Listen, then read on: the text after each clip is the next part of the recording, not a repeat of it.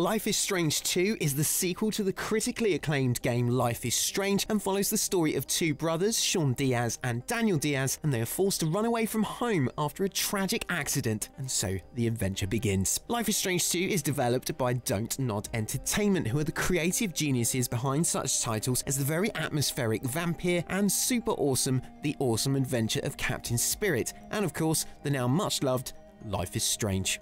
Once again, Dontnod have brought their A-game. Episode 1 is a masterpiece. The character development, the relatable story, even the parts most won't be able to relate to work really well together. Oh shit. Hey, he swore. I've never been a fan of this style of game, the choose-your-own-adventure games, mostly because I've not ever played them. I'm more an open-world Dark Souls praising the sun type of gamer.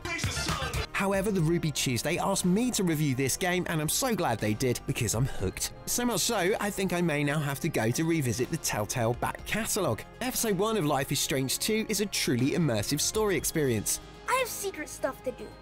Alone. I wasn't sure what to expect when I first started playing, and I was a little skeptical that I wouldn't enjoy it. My mind was quickly made up though. I loved the experience and characters almost immediately. So here are 5 reasons why I love Episode 1. Firstly, the music.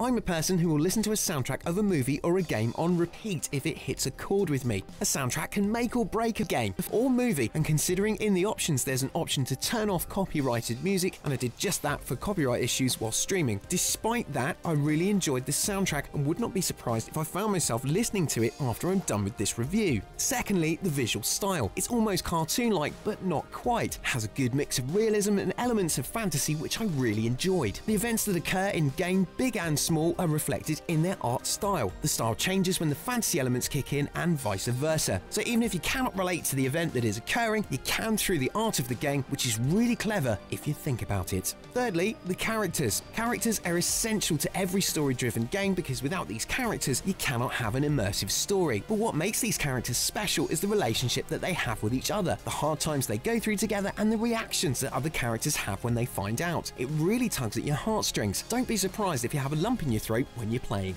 Fourthly, the gameplay. Every choice matters, and every choice can lead to a different ending in the end. After I had reached the end of the episode, there is a screen showing what you could have done instead at certain points and what percentage of other people did something differently, and it really made me want to replay it all and see if I could do things better. Fifth, and finally, the art book is such an intricate thing that it seems like it doesn't even need to be in the game, but I'm glad it is. I love it. The styles and the thoughts and the feelings and the characters that it has in it just make it really special, and it's a really great addition, and I want to thank whoever came up with that idea. If I had to choose one thing I absolutely didn't love about the game though, it would be the pacing. I am used to faster games and my attention is constantly being taken from one place to another, so Life is Strange 2 would obviously seem a lot slower for me, especially when I need one more item to progress the story and just can't find it for a solid 10 minutes. This is perhaps a few minutes too long to search for that elusive thing that will further the plot. Of course, I understand that this game is not designed to be fast, and it's only a slight irritant for me. I found that for the most part, every aspect of this game I loved. Music to story, everything has a sense of wonder and adventure, and I for one can't wait to play the future episodes. Life is Strange 2 gets 8 out of 10. Thanks for watching this Life is Strange 2 review. I hope you found it informative, and for more reviews like this, please like and subscribe and hit that bell so you don't miss any videos from the Ruby Tuesday team, and remember, live long and Tuesday.